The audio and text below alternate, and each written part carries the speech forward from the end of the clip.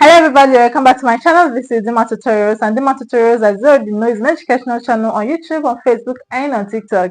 In today's lesson, we are going to be learning reported speech. Okay, we're going to be learning about reported speech, and on the board I already have a question on reported speech from the past questions. Okay, so we're going to be answering questions on reported speech from the past questions after we've learned what reported speech is all about and some of the rules that have to guide you in answering questions on reported speech.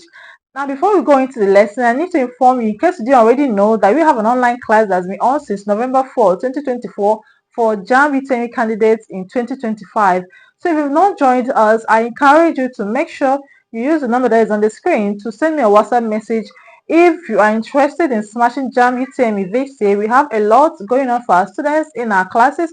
We have intensive lessons that hold every single day from Monday to Sunday. Every single day you are learning in our classes, and we have other teachers who are handling the subjects very efficiently. Teachers who are passionate and want to see you score 90 in their subjects. So make sure you join us if you're interested in smashing JAMB UTME this year. Our fee is minimal, just 1,000 naira per subject per month. So if you want to pay for the 4 subjects, it's 4,000 naira for a whole month. Okay, if you want to pay for 1, 2, 3, you calculate it. It's 1,000 naira per subject per month. Okay, I've talked about our lessons a lot in my previous videos, and in case you're just watching my videos for the first time, it's important to join us if you are preparing to smash JAMB UTME this year. So make sure you join us. So like I said at the beginning, we are going to be learning about reported speech. And what is reported speech? Reported speech is a way of conveying what someone else says without actually using the person's exact words. We want to convey what someone else said without using the person's exact words. We call it reported speech or indirect speech. Okay. Now let's say, for example, I'm a teacher, Ade said. I'm a teacher, Ade said. This is a direct speech. Now if I want to report to someone, I'll tell you what Ade said. I will say, Ade said he was a teacher. Ade said he was a teacher. So that is indirect speech. Now there are some rules you have to obey while answering questions on indirect speech. These rules border on the tenses, on the pronouns, and on the conjunctions that you have to use while answering questions on reported speech. Okay, so some of these rules are what we're going to be learning in this video. Okay, so like I said, reported speech or indirect speech is a way of conveying what someone said without using the person's exact words. Okay, now the first rule has to do with the pronouns. Since you're talking about what someone else said, so you have to change your pronouns to reflect the perceptive change, to emphasize that you are not the original speaker, you are not the person that made the statement, that you are making a report of what somebody said. Let's take for example, okay, I'm a teacher, Ade said. I'm a teacher, Ade said, and I'm reporting it.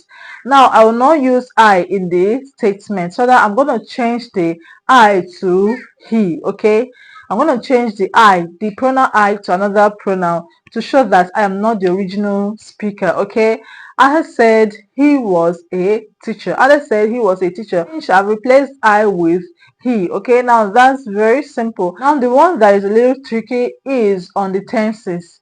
Okay, on the tenses. Now on the tenses, when you're making an indirect speech or reported speech, you have to make sure that you give a back shift. Okay, you give a back shift in tenses in the direct speech. Make sure you give a back shift to the tenses in the direct speech.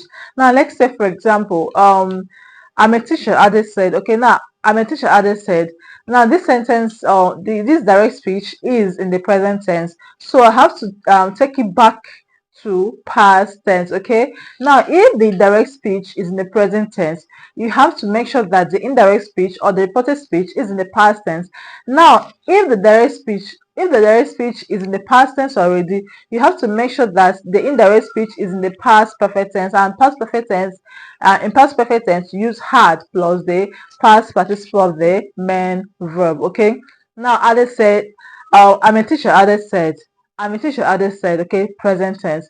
Reported speech, Ade said he was a teacher. Okay, now I was a teacher, Ade said. I was a teacher, Ade said. Now reported speech, Ade said he had been a teacher.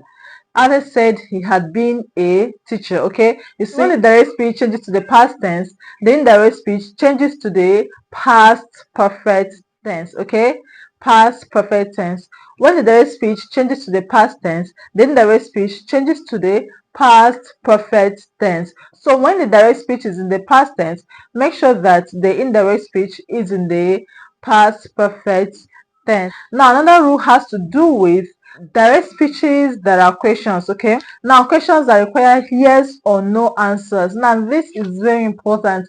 When you have a question that requires yes or no answer, like have you eaten? Okay, have you eaten? Well, that question requires yes or no answer, right? It requires yes or no answer. So when making an indirect speech of this question, you are going to use if or whether. Okay, you're going to join the two clauses in the indirect speech with if or whether. Okay, and you're also going to use asked or inquired in the indirect speech. You're going to use asked or inquired, and you're going to join the two clauses in the sentence in the indirect statement with if or whether. Okay, have you eaten? He asked if I had eaten. Now you see that I joined he asked with the rest of the sentence had eaten with if. Okay, let's take another example. Are you a student? Are you a student? Okay, now if you have a question like this, are you a student? Now what will be your answer? You say yes or no, right? Now if you want to tell somebody that I asked if you were a student, how would you report it? How would you tell the person that I asked if you are a student? You say she asked if I was a student. So you have to join the two clauses with if or whether. Okay, she asked whether I was a student. She asked if I was a student. Okay, so this can go. So when you have a yes or no question, make sure you join the two clauses with if or whether, and also make sure you include asked or inquired in the sentence. Okay, so that is it about reported speech or indirect speech. First, you have to change the pronoun to reflect the percentage shift. You have to change the tenses. If the tense is in the present tense, take it to the past tense. If it's in the past tense already, take it to the past perfect tense. Now, if it's in the present perfect tense, take it to the past perfect tense as well. Okay, so that is it about reported speech, and I want to believe you understood it and you can answer questions on it now. So let's answer some questions from the past questions. Okay, I already have one on the board. We have last Monday his father asked me. Last Monday his father asked me that you have if I had come the day before.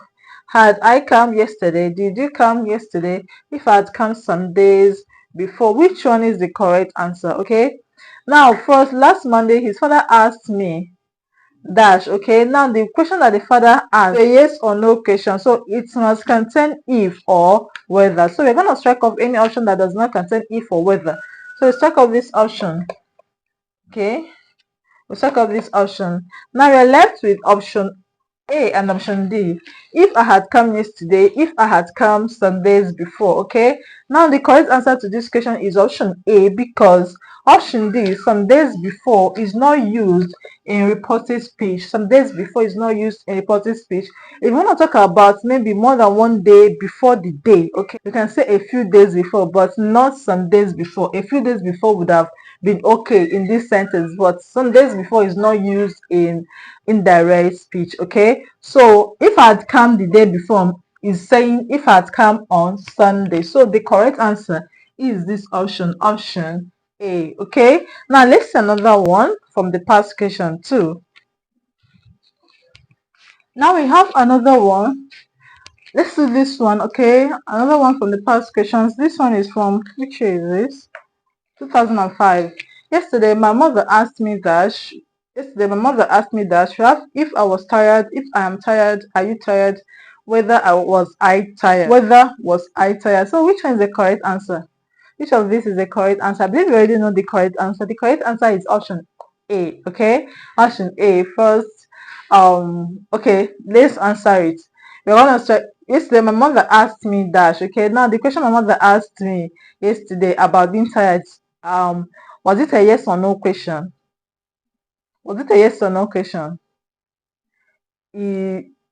Yes, it was a yes or no question. Okay, so we're going to make sure that we include if or whether in our answer. Okay, in our indirect speech, so that will make us check off this option. Okay, Now we are left with three options: if I was tired, if I am tired, whether was I tired. Okay, now the direct speech of this sentence would be, are you tired? Are you tired? That's what the mother would have said. Are you tired? Right? Now that's the direct speech. So the direct speech is in the present tense. So we have to make a back shift. Okay, so we have to make a back shift. That will make us take the sentence to the past tense. So we'll strike off this option, if I am tired. This option is in the present tense. Okay, so you check out this option as well. So you're left with options A and D. If I was tired, whether was I tired? We are reporting a question that someone asked.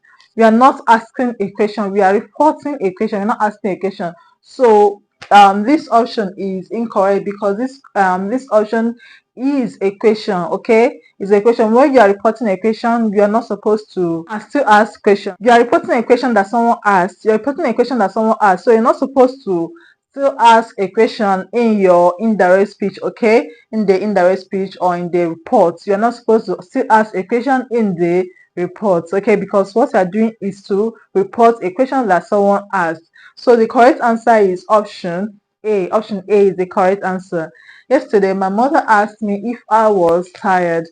So to answer questions on reported speech should be very simple to you now, right? Make sure you watch the older videos that I've already posted on this channel, and make sure you join our classes if you really want to do well in all your subjects. I have teachers that are employed to help in coaching you guys to smart JAMB in this year, because my goal this year is actually to produce the highest scoring candidate, and I went through a rigorous process of employing the best hands to help you guys smash JAMB in this year, and to also help myself boost my ratings on the internet as the best educational channel there is in Nigeria. So that's my target, that's my goal, which is why I employed the best teachers to handle the different subjects. And of course, you guys already know how I teach the use of English, and I'm the one who is handling use of English.